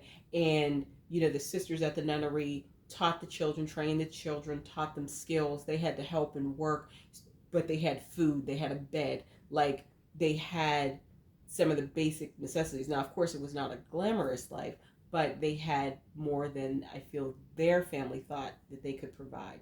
And they had they felt they had a calling on their life to do more than just be at the nunnery for the rest of their life.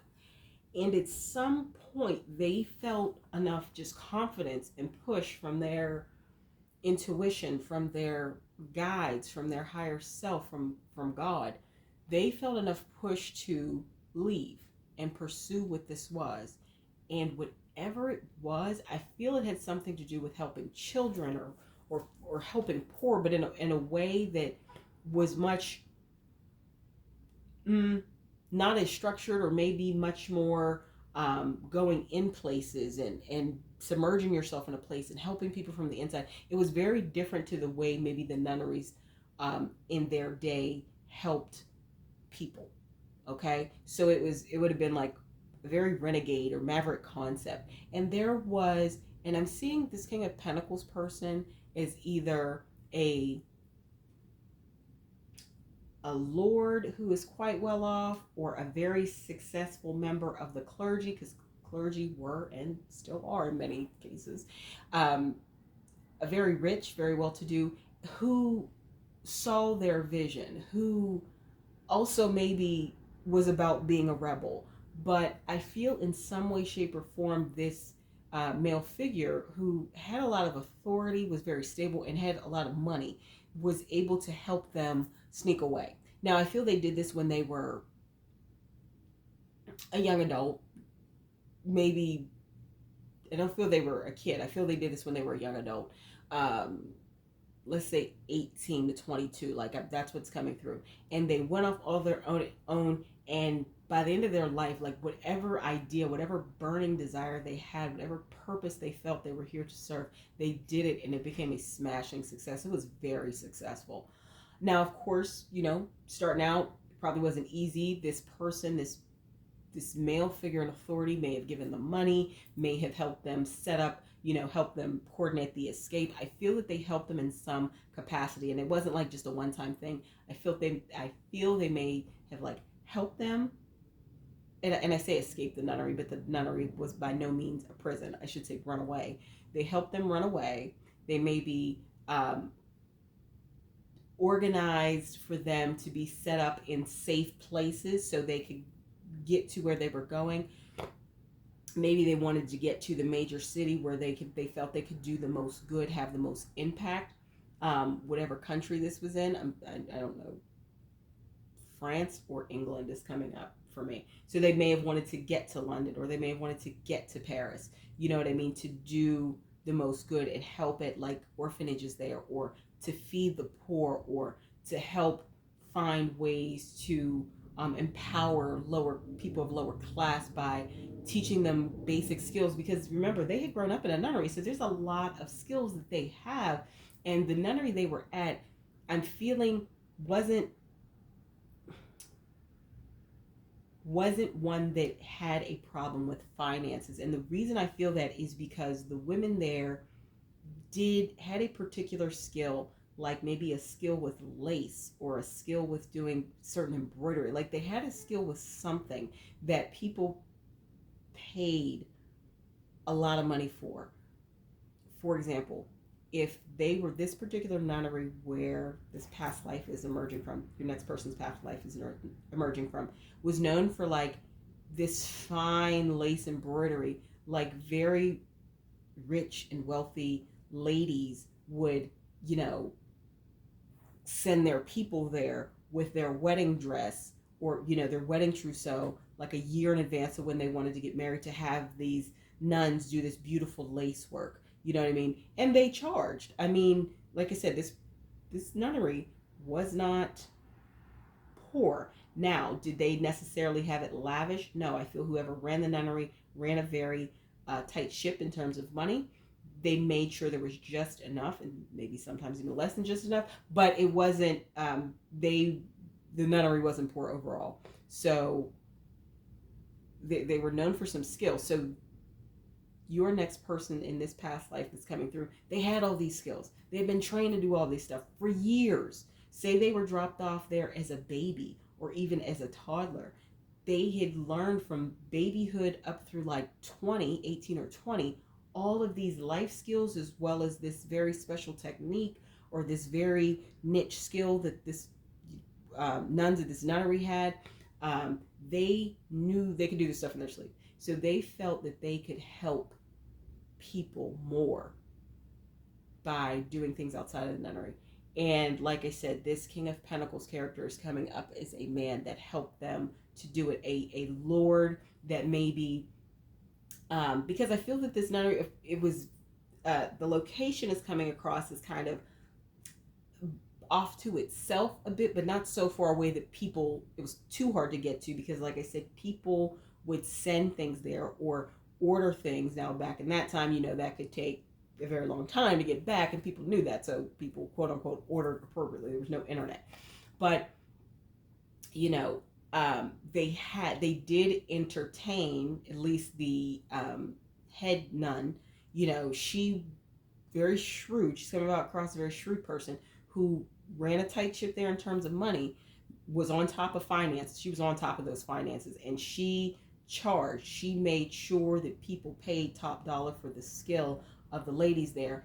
And so they'd probably say they were a rich nunnery, and people didn't realize how much money they probably had, because that head nun, she ran a tight ship with money, but she also wasn't flashy. Like, she wasn't gluttonous with the wealth. She saved, invested, hid money. She did what she had to do, but so, like, people would not have realized how much money they had, to say that. And so this King of Pentacles, this gentleman that's coming up from this, he's coming up as maybe a wealthy lord that had some work done for maybe his wife or maybe his mistress, whomever, and your next person in this past life, they crossed paths with him. And this may have been somebody who came there often to order certain things or have certain work done, you know, in their household, etc. And through, you know, through the years, I don't think this happened overnight, through the years, they, this lord knew your next person in this past life. They could have seen him go from like childhood to adulthood. So they knew him, you know, to see him. And as they got older, they probably started talking to him more. And like I said, they're coming off as a little bit rebellious, a little bit thumb their nose at society, maybe even a little bit of a cad. And so they really respected and encouraged this rebellion in your next person in this past life. And they helped them to run away, not escape, because it's not a prison. And they weren't treated like prisoners. I feel that there were a lot of things that may not have been ideal, because the head nun at this nunnery ran a tight ship when it came to money.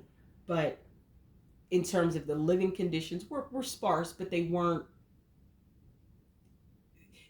let's put it this way, the head nun wasn't doing this out of trying to abuse anyone. They were just a cheapskate. They believed in leading a cloistered life, but they also had this very interesting belief. They also believe that doesn't mean you can't make money. People want to come to us for skill. They're going to pay for it, you know. So they helped them run away. Now, some themes between the both of you in your past life, as well as your next person's past life. Like I said, you two crossed paths at one point, and I'm feeling this is after they ran away from the nunnery, and you were still traveling as a bard and your reputation was growing, I feel you two crossed paths, and potentially more than once. So you knew of one another, you knew who one another were, and I don't think it was anything. I think it was like you crossed paths and maybe stayed at the same inn, maybe talked to each other, but I definitely feel this is on the same timeline. No other pal had that. Like I said, so some common themes that came up for the both of you from past lives is health and food and hunger. Well, back in the time period that's coming through, we know health was not, of course, what it is today, and people don't have the understanding, the regard of it. So they may have had, both of them, some health issues. I'm feeling your next person may have had what was considered maybe a weak stomach back then. So maybe had gastrointestinal issues for whatever reason. They knew how to keep it at bay. So they may have been quite, I'm seeing them coming through as maybe even a little more petite, because they may have tried to keep a very clean diet, like not eat meats, or really do like breads and things like that to keep their stomach calm. So they're coming through as maybe having gastrointestinal issues, and they knew how to keep the flare-ups from it becoming worse. So they were very mindful of what they ate. And I'm seeing that you in a past life, not while you were the traveling bard, interestingly enough, when you got comfortable and got settled at the Lord's Manor and you had your own spot, and then you had your like side hustle going on with charging like these little lordlings from other manors or kings that came in for writing beautiful poems and sonnets for their ladies, you got fat and comfortable is what I'm saying by foul ones. And you may have had challenges with gout. Gout particularly is coming up. Because you're eating all this rich food and you're not, of course, walking and doing the things you did when you were traveling bar. You're comfortable and you're sedentary. So you two may have had health issues in this past life. Today, if you have any health issues, it's particularly around like your feet or anything gastrointestinal, there you go. Take what resonates, leave what doesn't. And food and hunger. Well, in the past life when you were the traveling bard, I see that, of course, you ate only when you got paid. So there was probably a stretch of time while you were still traveling and becoming known. And because, of course, there were others traveling bards too. But once you really became known for how good you were and people wanted you or remembered your performances, etc., that's when the money became a lot more consistent. But in your early years, I'm feeling that there were plenty of days that maybe you had gone without food, just because you hadn't made money to get it. And I feel that you had like some type of assistant or something who traveled with you for years, and you two eventually parted ways. Nothing bad happened. That's another thing coming through. But I'm seeing somebody. It could have been a squire who ran away, or something like that, at one of the manors you were with, and you weren't about like forcing anybody to go back. You were like, hey, this is just the lifestyle. And they may have been abused and where they were at or weren't treated well, and basically they just wanted to go, and they didn't mind being a squire. They just wanted to be a squire to somebody who would treat them right. Okay. And I feel they were with you for a while. It's coming across as like a younger, maybe like a teenager, who was, or a preteen.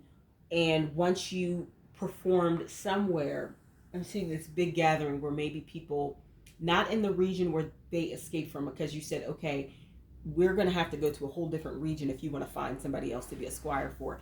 And then you were in a whole different region. They stayed with you for a while. I'm thinking maybe almost a year.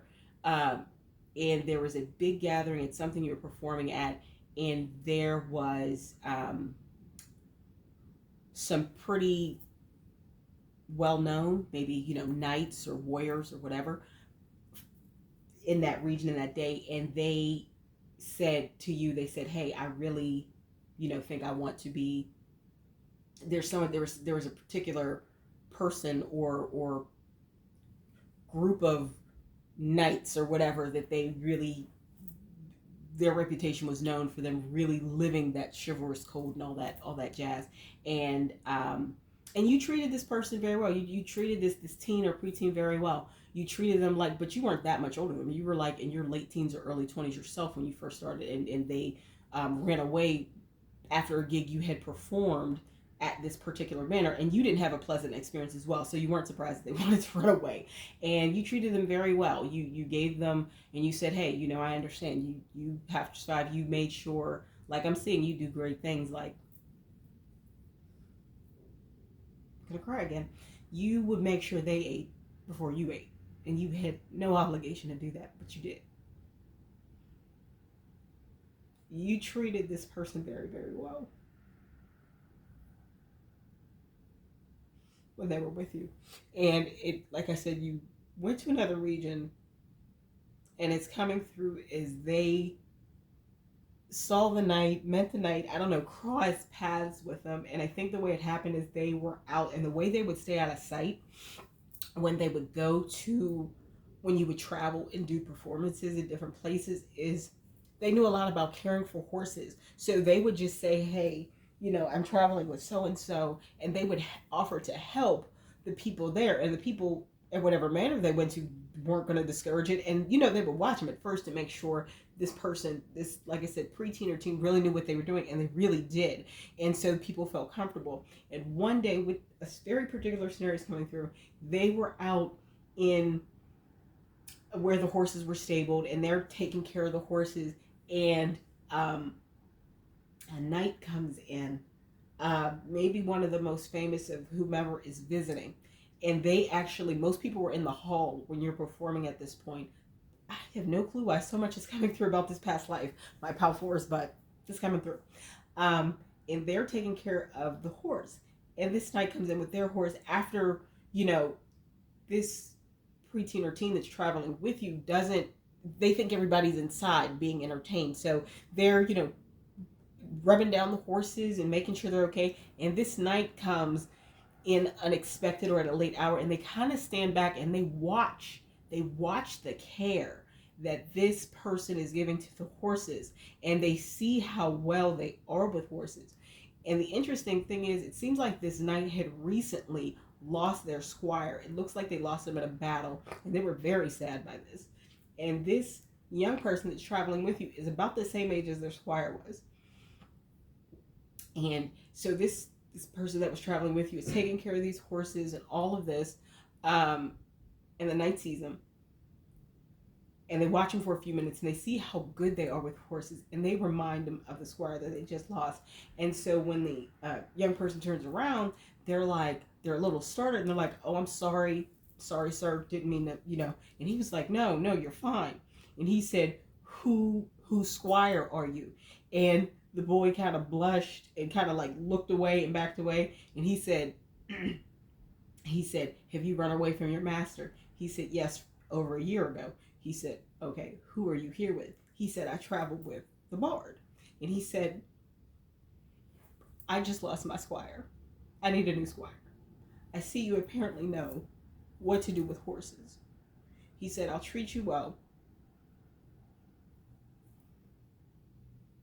And he said some other things.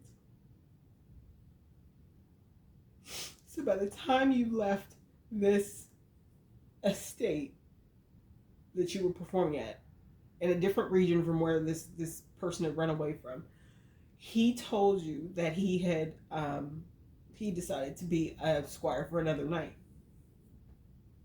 And you were fine with that. Like, you were like, hey, you do what's good for you. So then he went off and with that night, and it turned out well. It was a very good. And that squire you heard, no clue why I'm crying, guys.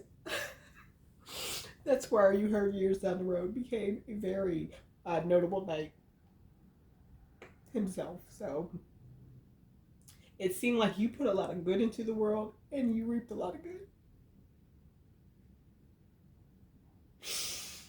Okay.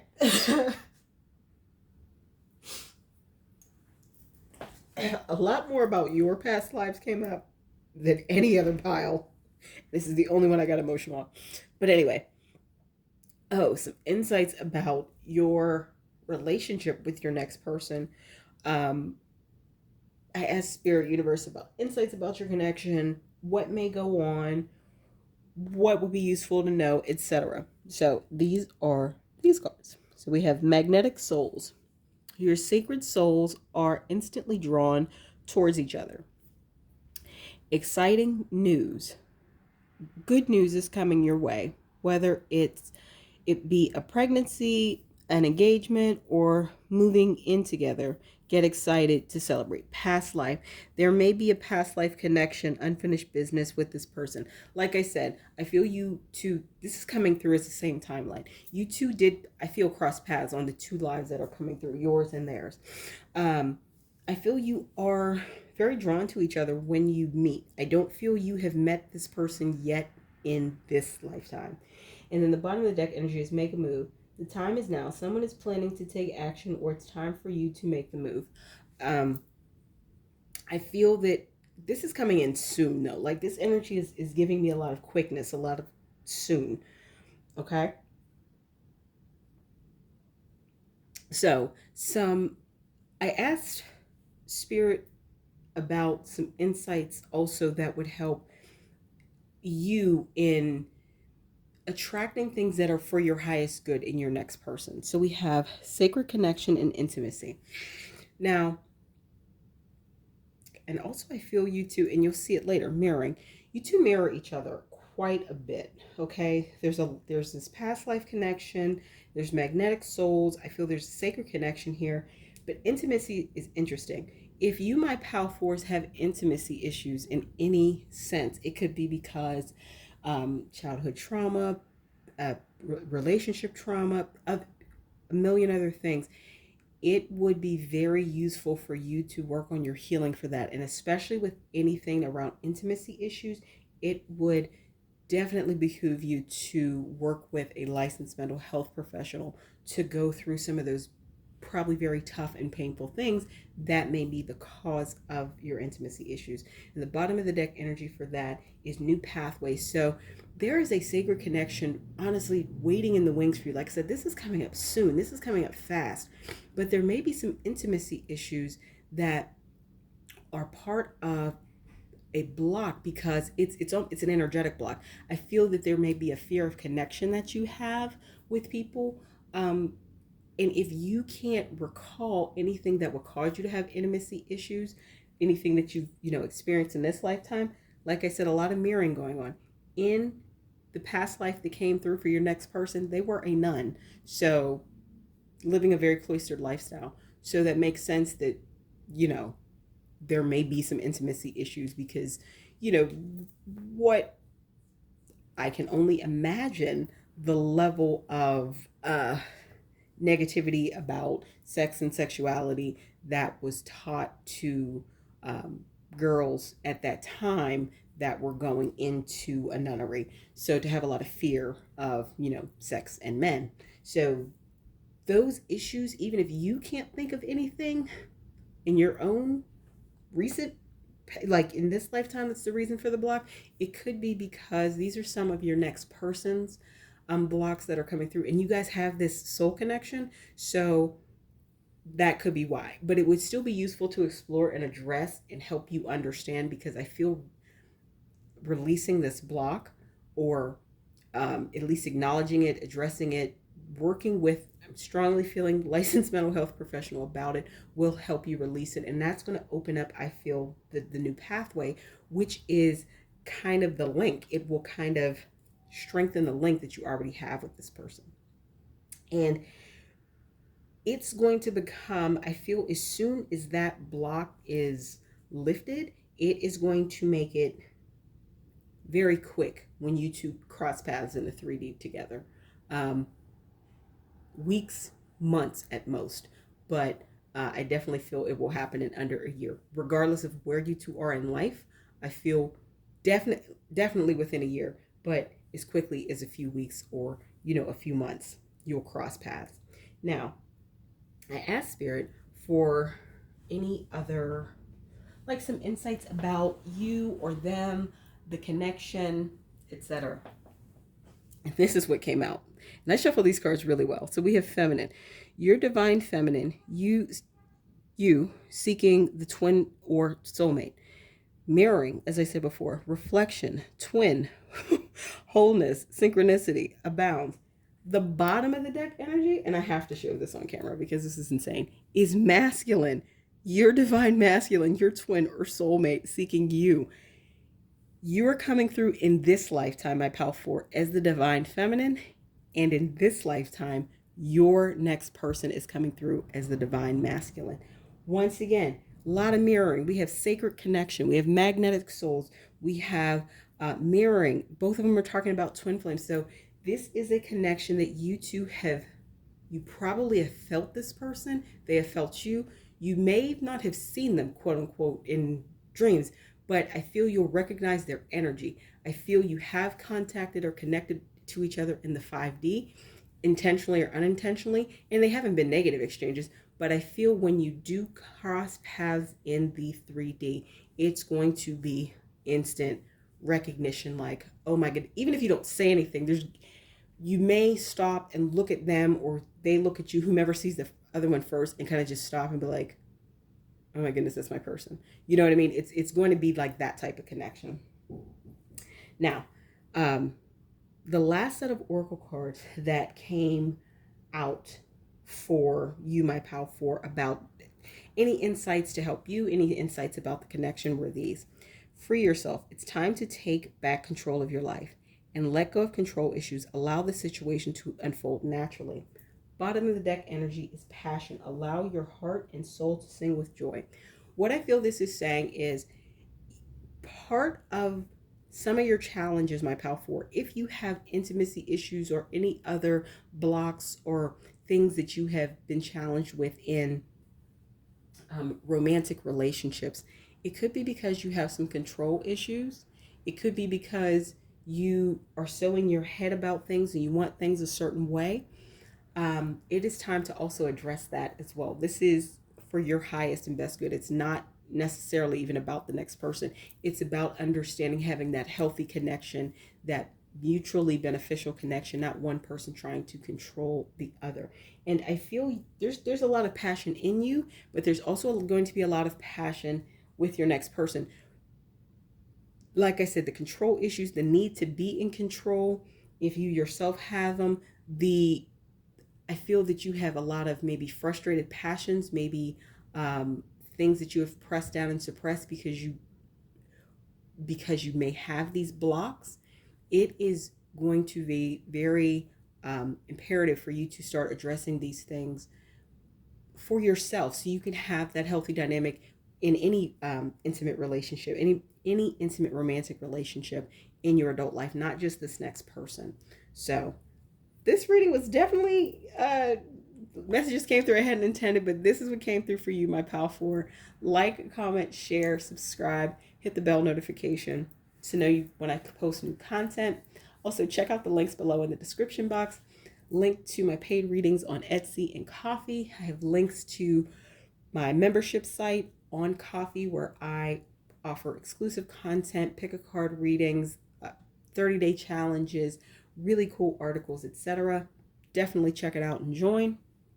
I have links to my social media outlets on Tumblr and Instagram. Follow me on both. And finally, I have a link to my Amazon wish list. If you ever wish to gift me a deck, I'd very much appreciate it, and I would use it in a lot of pick a cards. Feel free to pick another pile if you feel called to do so. If not, and this is where I leave you for today, thank you for letting me read for you, and I look forward to seeing you again in the next video.